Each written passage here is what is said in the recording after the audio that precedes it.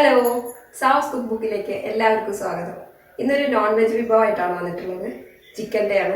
നമ്മുടെ വീട്ടിലൊക്കെ എല്ലാവരുടെ വീട്ടിലും ഉണ്ടാവുന്ന ഒരു സ്പെഷ്യൽ സാധനം വെച്ചിട്ടാണ് ഇത് ചെയ്തിരിക്കുന്നത്. എല്ലാവരുടെ വീട്ടിലും ഉണ്ടാവും.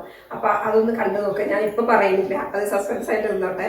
അപ്പോൾ അതെല്ലാവരും കണ്ടിട്ട് അത് ഉണ്ടാക്കി നോക്കണം. എന്നാലാണ് ഈ ടേസ്റ്റ് എത്ര ഉണ്ടെന്ന് മനസ്സിലാക്കാൻ പറ്റുള്ളൂ.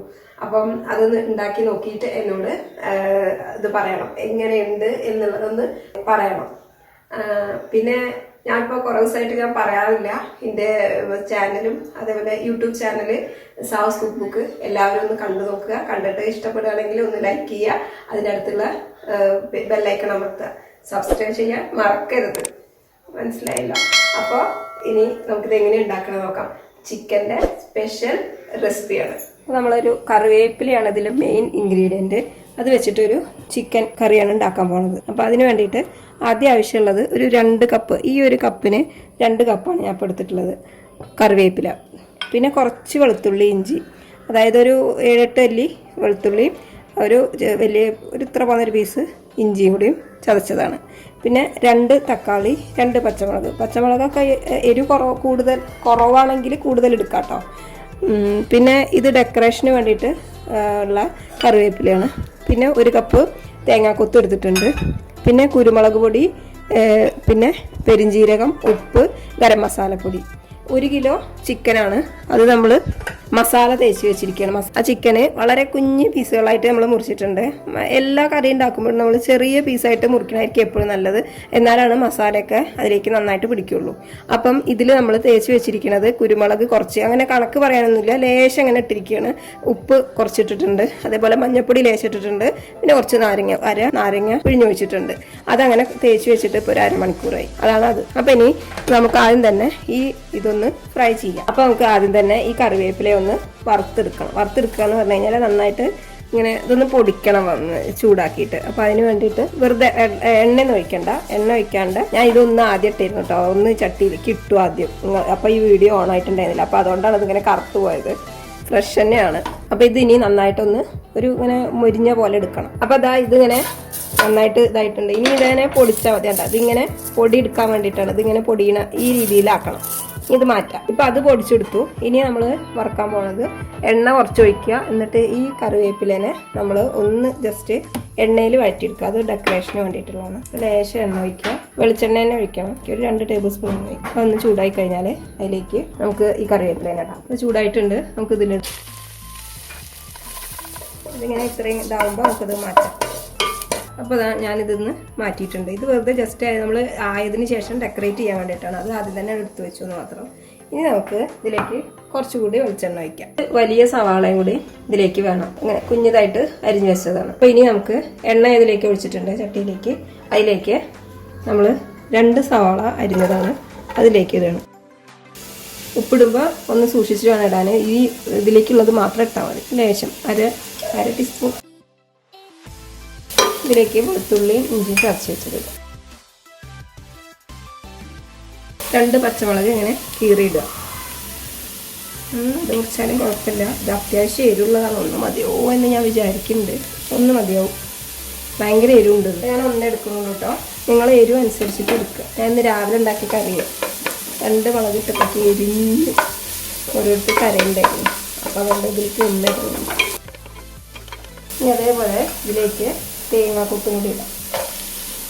തേങ്ങാക്കൊത്തും ഇതിൽ കിടന്നിട്ട് നന്നായിട്ട് വഴന്ന് വരും. എനിക്ക് എല്ലാത്തിനും തേങ്ങാക്കൊത്ത് ഇടുന്നത് ഭയങ്കര ഇഷ്ടമാണ്. അതിങ്ങനെ കടിക്കുമ്പോൾ ഭയങ്കര ടേസ്റ്റ് ഉണ്ടാവും. അപ്പോൾ ഇതൊന്നെങ്കിൽ നന്നായിട്ട് ആവണം. ഇതൊരു പിങ്കിഷ് കളറാവണം. സവാള ഒരു പിങ്ക് കളർ വന്നിട്ടുണ്ട്. ഇനി ഇതിലേക്ക് നമുക്ക് തക്കാളി മുറിച്ചിടാം. 2 തക്കാളിയാണ് വേണ്ടത്. 1 കിലോ ചിക്കനാണ്. അതിലേക്ക് 2 തക്കാളി, ഒരു അത്യാവശ്യം വലുപ്പമുള്ള 2 തക്കാളി. 1 തക്കാളി ഇട്ടു. കൂടി ഇടാം. പുളി നോക്കിയിട്ട് നമ്മളതിൽ നാരങ്ങ നീരും കൂടി ഒഴിച്ചിട്ടുണ്ട് ചിക്കനിൽ. അങ്ങനെ ഇതിനി ഒന്ന് ഉടയണം. ഇതിലേക്ക് ഇനി മസാലപ്പൊടികൾ ഇടാം. മസാലപ്പൊടികൾ ഞാനൊന്നും പറഞ്ഞിട്ടില്ല. അപ്പോൾ അത് ഞാൻ ഇടുമ്പോൾ പറയാമെന്നുള്ളതിലായിരുന്നു. അപ്പോൾ ഞാൻ ആദ്യം തന്നെ മഞ്ഞൾപ്പൊടി ഇടാൻ പോവാണ്. 1 ടീസ്പൂൺ മഞ്ഞൾപ്പൊടി ഇടുകയാണ്. മറ്റേതിൽ അത്രയൊന്നും ഇട്ടിട്ടില്ല, ലേശം അങ്ങനെ കണക്കൊന്നും പറയാനില്ലാത്ത രീതിയിൽ ഇട്ടിട്ടുണ്ട് ചിക്കൻ. പിന്നെ മല്ലിപ്പൊടി 1.5 ടീസ്പൂണ് മല്ലിപ്പൊടി ഇട്ടിട്ടുണ്ട്. ഇനി ഞാൻ ഗരം മസാലപ്പൊടിയാണ് ഇടാൻ പോണത്. അതൊരു 1/2 ടീസ്പൂൺ ഇട്ടാൽ മതി. വേണമെന്നുണ്ടെങ്കിൽ പിന്നെ ലാസ്റ്റ് ഇടാം. ഇപ്പോൾ ഒരു 1/2 ടീസ്പൂൺ ഞാൻ. പിന്നെ ആവശ്യമുള്ളത് മീറ്റ് മസാല. ഞാൻ ഈസ്റ്റേണിൻ്റെ മീറ്റ് മസാലയാണ് ഇടുന്നത്. ലേശം ഇട്ടിട്ടുണ്ട്, 1 ടീസ്പൂൺ. ഇത് നന്നായിട്ട് ഇളക്കും. ഇനി നമുക്ക് ചിക്കൻ ഇട്ട് കഴിഞ്ഞതിന് ശേഷം കുറവാണെങ്കിൽ നമുക്ക് കുറച്ചും കൂടി മസാല ഇടാം. ഇതിലേക്ക് കുറച്ച് എണ്ണ ഒഴിക്കാം, കുറച്ച് മതി. ഇനി ഇടാനുള്ളത് ഇതിൽ മുളക് പൊടി ഇടുന്നില്ല, കുരുമുളകാണ് ഇതിലേക്ക് ഇടുന്നത്. കുരുമുളക് നമുക്ക് ഒരു ടേബിൾ സ്പൂൺ കുരുമുളകാണ്. അതുകൊണ്ടാണ് ഞാൻ പച്ചമുളക് അധികം ഇതുണ്ടാവുന്നത്. എല്ലാം കൂടി ആകുമ്പോഴേക്കും നല്ല എരിവ്. ഇതിലേക്ക് ഇതൊന്ന് ഇങ്ങനെ അതിൻ്റെ മസാലപ്പൊടികളുടെയൊക്കെ ഒരു മണം പോയി കഴിഞ്ഞാൽ അതിലേക്ക് നമുക്ക് ചിക്കൻ ആഡ് ചെയ്യാം. ഇതിലേക്ക് ഇനി ചിക്കൻ ആഡ് ചെയ്യാം. ഇതിലേക്കൊന്ന് വെള്ളം ഇറങ്ങട്ടെ. ഇതിലുള്ള വെള്ളം ഇറങ്ങിയതിന് ശേഷം മാത്രം നമുക്ക് കുറച്ച് വെള്ളം ഒഴിക്കും. ഇതൊരു ഫുള്ള് ഗ്രേവി ടൈപ്പ് അല്ല, സെമി ഗ്രേവിയാണ്. അപ്പോൾ അതുകൊണ്ട് അധികം വെള്ളം ഉണ്ടാവില്ല. നമുക്ക് സൈഡ് ഡിഷായിട്ട് ആണ് യൂസ് ചെയ്യാൻ പറ്റുള്ളൂ. അപ്പോൾ നമുക്കൊന്ന് അടച്ച് വയ്ക്കാം. അപ്പോൾ എല്ലാ വെള്ളം അതിലേക്ക് ഇറങ്ങിപ്പോകും. വെള്ളമൊക്കെ ഇറങ്ങി വന്നിട്ടുണ്ട്. ഇനി നമുക്കിതിലേക്ക് ആവശ്യമുള്ള വെള്ളം ഒഴിക്കാം. ചിക്കൻ ആക്കി വെച്ചിരുന്ന പാത്രം തന്നെയാണ്. ഇതിലേക്ക് ലേശം വെള്ളം ഒഴിക്കും. ഒരു ഗ്ലാസ് വെള്ളമൊക്കെ ഒഴിച്ചിട്ടുള്ളൂ, അത്ര മതി. ഇത് വല്ലാണ്ട് ഗ്രേവി ടൈപ്പ് അല്ല, അതുകൊണ്ടാണ് ഇത്രയും കുറച്ച് ഒഴിക്കുന്നത്. ഇനി ഇതിലേക്ക് ഒരു സാധനം കൂടി ഇടാണ്ട് ഞാൻ പറയാൻ മറന്നുപോയതാണ്, പൊട്ടറ്റോ. ഇതൊരു വലിയ പൊട്ടറ്റോ ഞാൻ മുറിച്ച് വെച്ചതാണ്, അത് ഇതിലേക്ക് ഇടുന്നുണ്ട്.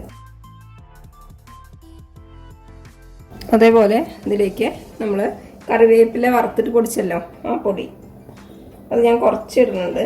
ബാക്കി ഞാൻ ലാസ്റ്റ് ഇടാം, ഒന്നത് വെന്തതിന് ശേഷം. ഇനി ഇതൊന്ന് വേവട്ടെ, നമുക്ക് അടച്ച് വയ്ക്കാം. അപ്പോൾ ഇതിലേക്ക് ഞാൻ മാറ്റി വെച്ചിട്ടുള്ള ബാക്കിയും കൂടി വേപ്പില ആഡ് ചെയ്യണം. മുഴുവനും വേണ്ട, ഇത്ര മതി. കറിവേപ്പില ഉണ്ടാവാത്ത വീടുണ്ടാവില്ല, അപ്പോൾ അതുകൊണ്ട് എല്ലാവരും ഈ ഒരു ചിക്കൻ കറി ഒന്ന് ഉണ്ടാക്കി നോക്കുക. ഇതിലേക്ക് ഇനി 1 ടീസ്പൂൺ വിനീഗർ ഒഴിക്കുക. 1 ടീസ്പൂണ്.